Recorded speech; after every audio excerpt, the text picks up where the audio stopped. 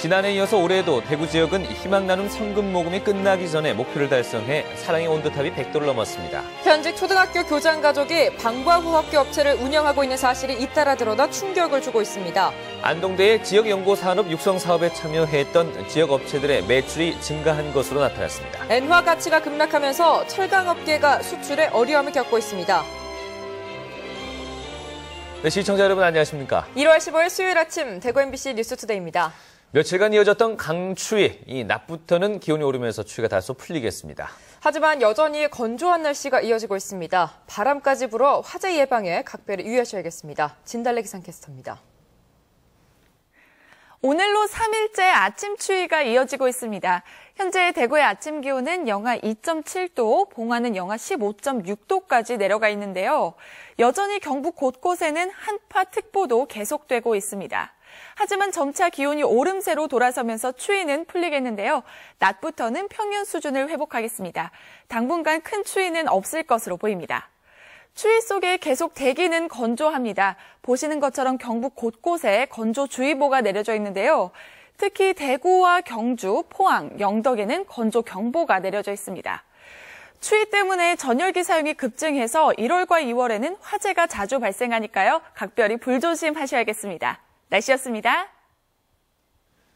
네, 지난해에 이어서 올해도 대구 지역은 희망 나눔 성금 모금이 끝나기 전에 목표를 달성해서 사랑의 온도탑이 100도를 넘었습니다. 하지만 이 연말 연시 2달 동안에만 기부가 집중돼 연중 내내 이웃사랑을 실천하는 선진 기부 문화의 정착이 필요해 보입니다. 김은혜 기자가 보도합니다. 대구 동성로에 있는 사랑의 온도탑. 지난해 11월 20일 성금 모금이 시작된 지 55일 만에 100도를 넘어섰습니다.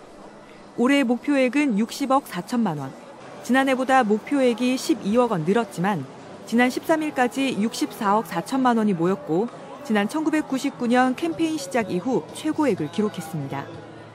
전국적으로 사랑의 온도탑이 100도를 넘은 곳은 대구와 울산 등 17개 모금회 가운데 5곳. 대구 모금에는 고액 기부자 모임에 7명이 가입하는 등 개인 기부가 크게 늘어난 것이 원동력이라고 밝혔습니다. 개인 기부도 많이 늘어났고 기업 또한 작년보다 많이 참여를 했습니다. 2년 연속으로 성금 모금 목표액을 달성한 것은 훈훈한 사실이지만 아직까지도 연말에만 모금이 집중되는 건 아쉬운 대목입니다. 최근 3년간 자료를 살펴보면 12월과 1월의 모금액이 1년 중 전체 모금액의 절반 이상을 차지합니다. 연말에 들어온 성금은 들어올 수도 있고 안 들어올 수도 있고 그 변동폭이 굉장히 커요. 그러다 보니까 연중에 안정적인 재원이 저희는 굉장히 필요한 형편입니다. 그래야 저희가 사업을 만들어서 배분 계획을 세우고 또 집행을 할 수가 있거든요. 기부에 인색하다는 편견을 조금씩 깨고 있는 대구. 이제는 계절과 시기를 가리지 않고 꾸준히 이웃사랑을 실천할 수 있는 기부 문화를 정착시키기 위해 한 걸음 더 나아가야 할 것으로 보입니다. MBC 뉴스 김은혜입니다. 농협 경북지역본부는 불이웃 돕기와 필리핀 태풍 피해 결혼 이민자 가족 돕기에 써달라며 1억 원의 성금을 모아서 경북사회복지공동모금회에 전달했습니다. 경북사회복지공동모금회는 전달받은 성금을 지난해 11월 태풍 하이엔으로 피해를 입은 필리핀 결혼 이민 여성들의 가족을 돕고 취약계층들이 추운 겨울을 따뜻하게 보낼 수 있도록 난방비 지원과 생활 필수품 구입에 사용할 계획입니다. 지난해 영남 지역 국도 교통사고 사망자가 전년도에 비해서 10.5% 줄었습니다. 부산지방국토관리청에 따르면 대구와 경북을 포함한 영남 지역에 지난해 국도교통사고 사망자는 180여 명으로 전년도에 비해서 20여 명, 10.5% 줄었습니다. 국토관리청은 경찰, 교통안전공단 등과 함께 교통안전 체험 교육과 졸음 쉼터 설치 같은 교통사고 사망자 줄이기 캠페인을 벌여 성과를 거둔 것으로 평가했습니다. 현직 초등학교 교장 가족이 방과 후 학교 업체를 운영해 물의를 일으킨 가운데 대구의 다른 학교에서도 똑같은 문제가 드러났습니다.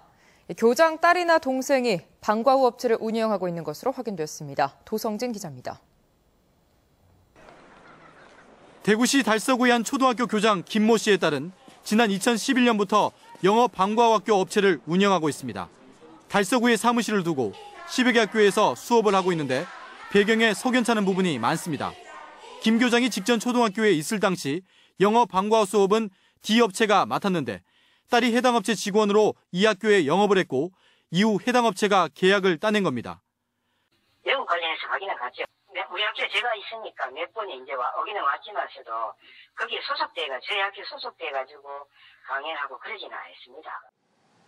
당시 둘째 딸도 키성장 프로그램 방과 업체를 만들어 이 학교에 진출하려다 경쟁업체의 반발로 무산되기도 했습니다. 우리 애들 걸 한번 해볼까 이렇게 생각했었는데 이것을 부탁하고 내가 이거는 제가 학교는 아니다 싶었어요. 그래서 그쪽으로 우리 애는 쓰는 소장은 안 하고. 당시 이런 문제로 교육청 감사실에 민원이 제기됐지만 해당 교장은 아무런 조사를 받지 않았고 딸이 운영한 업체도 사전 심의를 무사히 통과한 것으로 드러났습니다. 교육청 심사 당시 현직 교장 딸이 영어업체를 운영하며 특혜 의혹이 일었지만 걸러지지 않은 겁니다. 또 다른 초등학교 교장은 동생이 방과학교 업체를 운영하는 것으로 드러나는 등 관련 문제가 꼬리를 물고 있습니다. MBC 뉴스 도성진입니다. 경북 지역 새누리당 의원들이 오늘 고 김대중 전 대통령의 생가를 단체로 방문합니다.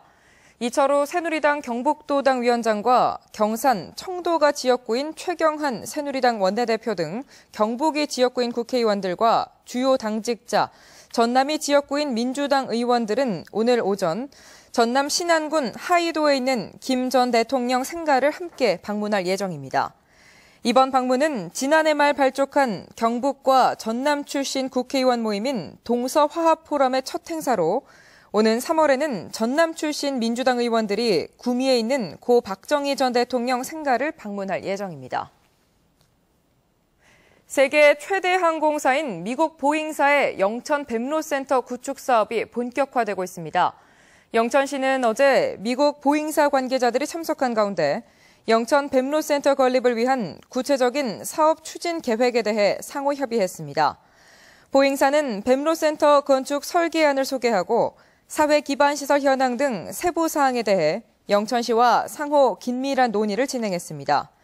최대 1억 달러까지 투자되는 영천 뱀로센터는 지난 10월 미국 보잉사와 국내 항공 관련 기업 등이 참여한 가운데 기공식을 가졌고 오는 4월 착공에 10월 센터 건립을 끝내고 상업 가동에 들어갈 계획입니다. 안동대의 이 지역 연고 산업 육성 사업에 참여했던 지역 업체들의 매출이 증가한 것으로 나타났습니다. 산하기원으로 펼쳐진 이 사업으로 중소업체들은 자립의 기반을 마련했다는 평가입니다. 이호영 기자가 보도합니다. 산약이나 율무, 현미 등 안동 지역 농특산물로 죽을 만드는 안동시 송천동의 한 농업회사 법인입니다. 지난 2012년 공장을 설립한 이 회사는 안동대 지역연고산업 육성사업, 즉 RIS 사업단에 참여해 제품 디자인과 홍보물 제작 등은 물론 판매 활동에도 상당한 도움을 받았습니다. 처음 창업할 당시에 많은 도움을 받았고 또 전시회라든가 코엑스에서 열리는 상품 대전 같은 그런 전시회에도 RIS를 통해서 전시회에 참가하게 됐고 안동대가 지난 2008년부터 당시 지식경제부가 주관하는 RIS 사업에 참여해 그동안 생물과 바이오 산업 등 지역의 중소업체 90여 개를 지원한 결과 6년 동안 723억 원의 매출 신장세를 기록했습니다. 안동대 RIS 사업단은 유통 마케팅 전문 기업인 GMB를 설립해 중소기업의 마케팅을 지원해왔습니다. RIS 사업단은 온라인 쇼핑몰 운영을 통해 제품을 생산하고도 판로를 개척하지 못한 지역 바이오 업체의 매출 증대와 법인 자립화 기반에 상당히 기여한 것으로 평가됐습니다. 지역의 어떤 공동 마케팅을 통해서 함께 홍보함으로써 비용 절감은 물론 홍보를 극대화할 수 있다고 그렇게 생각이 됩니다. 안동대 RIS 사업은 올해로 종료되지만 산학령 공동협력 사업이 그동안 바이오 산업의 발전에 기여한 것으로 평가되면서 앞으로도 협력 사업은 확대돼야 할 것으로 보입니다. MBC 뉴스 이호영입니다.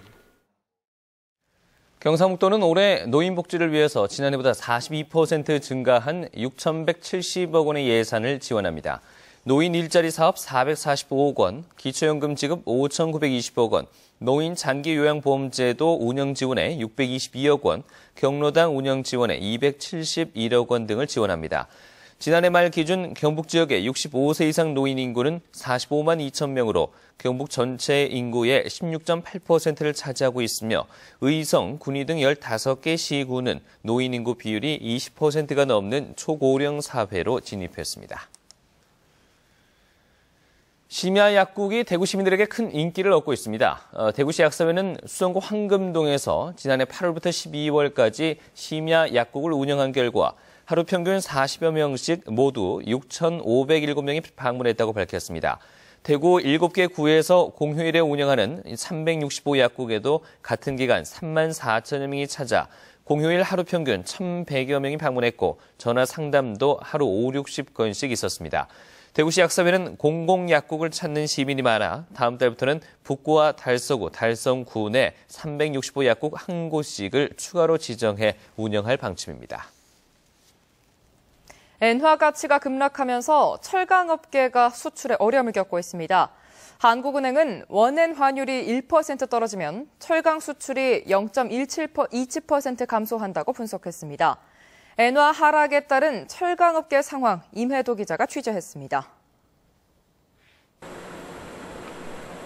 포스코는 전체 생산량의 40%를 수출하는데 동남아 시장이 수출 물량의 4분의 1가량을 차지합니다. 동남아 시장은 특히 일본과의 경쟁이 치열해 엔저 현상이 포스코의 가격 경쟁력에 큰 부담이 되고 있습니다.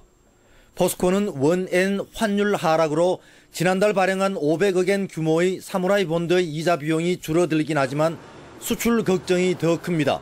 엔저 현상에 따라 일본 업체들의 가격 경쟁이 높아질 것으로 보여 다소 우려되는 상황입니다만 회사는 고부가 가치 제품 경쟁력 향상 등을 통해 수익성 강화에 더욱 힘을 쏟을 계획입니다. 포항철강공단 입주업체들은 지난해 40억 달러를 수출해 목표 44억 달러의 90%에 그쳤습니다. 글로벌 경기 침체에 원화 가치 상승이 주된 요인이었는데 엔화의 급락이 올해 수출에도 먹구름을 들이우고 있습니다. 지난해 수출 실적은 목표의 90%에 그쳤는데 현재 엔저 현상이 지속될 경우 올해 수출에도 상당한 어려움이 예상됩니다. 한국은행은 최근 보고서를 통해 원엔 환율이 1% 떨어질 때 한국산 철강의 수출 물량은 0.27% 감소한다고 분석했습니다. 원엔 환율은 지난해 6월 말 100엔당 1,510원 수준에서 올해 초 1,000원대로 하락했으며 최근에는 1,020원대에 머물고 있습니다. 급락한 엔화가 수요 감소로 어려움을 겪고 있는 철강업계에 또 다른 부담을 안겨주고 있습니다. MBC 뉴스 임혜도입니다. 대구시 교육청은 지난해 학원과 교습소 3,400여 곳을 점검해 불법 운영한 768곳을 적발했습니다. 적발된 사례로는 장부를 부실하게 적은 사례가 273건으로 가장 많았고 강사 채용, 해임을 통보하지 않은 148건, 수강료 등 변경 미통보 111곳 등입니다. 또 지난해 10월부터 개인 과외 교습 실태를 조사하고 단속을 벌여 미신고 개인 과외, 고액 과외, 교습 장소 무단 변경 등 불법 사례 59건을 적발했습니다. 대구지방법원은 협동조합 운영비 8,700여만 원을 개인 용도로 쓴 혐의로 대구시 북구에서 중국 식당을 운영하는 40살 이모 씨에게 징역 8개월을 선고했습니다. 이 씨는 중국 식당을 운영하는 업주들이 결성한 협동조합의 총무로 일하던 지난해 6월 조합 운영비 200만 원을 개인 빚을 갚는 데 사용하는 등 모두 20차례에 걸쳐 8,700만 원의 조합 운영 자금을 횡령한 혐의로 기소됐습니다.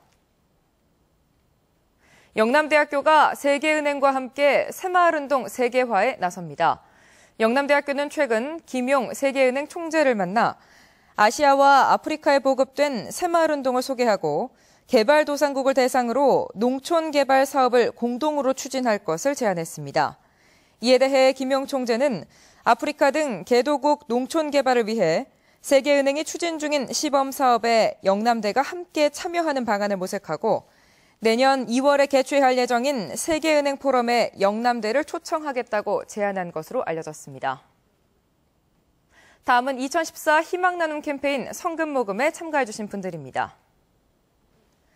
용덕사 주지 현진 스님 10만 원, 서구 평리이동 까치사랑 봉사단 7만 원, 북구 읍내이동 경로당에서 10만 원, 대구 안시관에서 10만 원. 대구 최연애씨 30만 원, 제1안과병원에서 10만 원, 손봉만씨, 서영만씨 각각 10만 원씩. 대구 서구 상중이동 주민자치위원들 10만 원, 백이환씨 10만 원, 박정민씨 20만 원, 매호초등학교에서 29만 원. 대구 대봉일동 상공영미 20만 원, 남재훈씨, 김종갑씨 각각 10만 원, 김영대씨 30만 원. 대구 김보견씨 10만 원, 김명순씨 5만 원, 김교원씨 19만 원, 권영순씨 10만 원.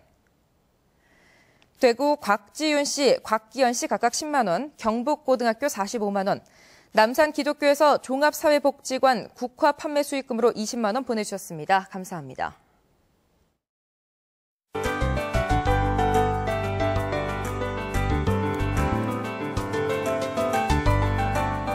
오늘로 사흘째 아침 추위가 계속되고 있습니다.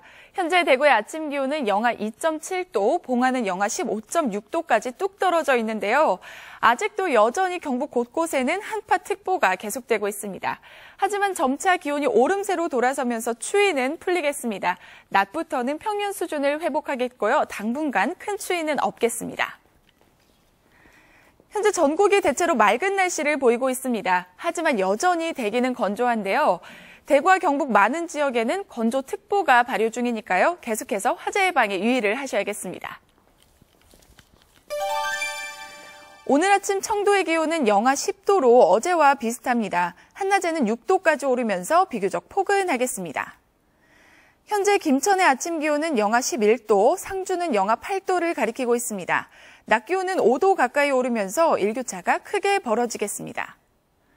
봉화의 아침 기온은 영하 16도, 의성과 청송은 영하 14도로 어제와 비슷하게 매우 낮은 기온을 보이고 있습니다. 하지만 점차 기온이 높아지면서 낮에는 영상권으로 들어서겠습니다. 포항은 현재 영하 3도, 경주는 영하 4도로 어제보다 2도 정도 올랐습니다. 울릉도와 독도는 흐린 날씨에 눈 소식이 있겠습니다. 물결은 최고 2.5m까지 일겠습니다. 당분간 대체로 맑은 날씨가 이어지다가 다음 주 초 한 차례 눈이나 비 소식이 있겠습니다. 날씨였습니다.